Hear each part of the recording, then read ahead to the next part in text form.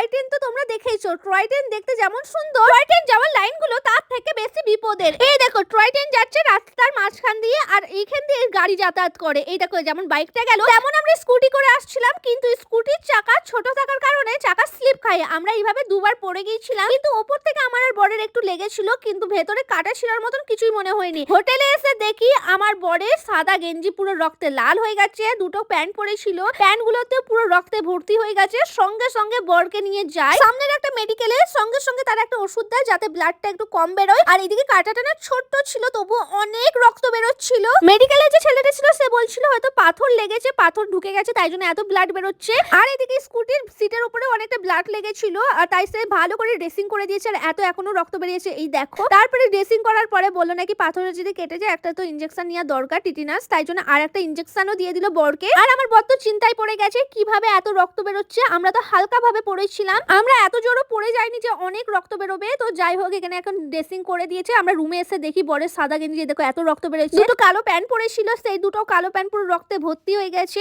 তারপর বর ভালো করে এসে জামাগুলো চেক করছিল যে কোথাও কেটে গেছে নাকি, পাথর ঢুকেছে নাকি, কিন্তু জামাতে একটু কাটার দাগও নেই, কোনো কিছু ছিঁড়েও যায়নি। তারপর আমরা পুরো রুমটাকে চেক করি যে কোনো কিছু পোকা পোকা কেটেছে বা কোনো কিছু বিষাক্ত জিনিস কেটেছে নাকি, কিন্তু রুমের মধ্যে কিচ্ছু ছিল না, আর বরের রক্ত থামছিল না। তাই জন্য পরের দিন আমাদের এখানে আবার হসপিটালে যেতে হয়েছিল দার্জিলিং এ। আর সেখানে ডাক্তারও বুঝতে পারছে না কি জন্য এত রক্ত বেরোচ্ছে, তাই 5 রকমের ব্লাড টেস্ট দিয়েছে।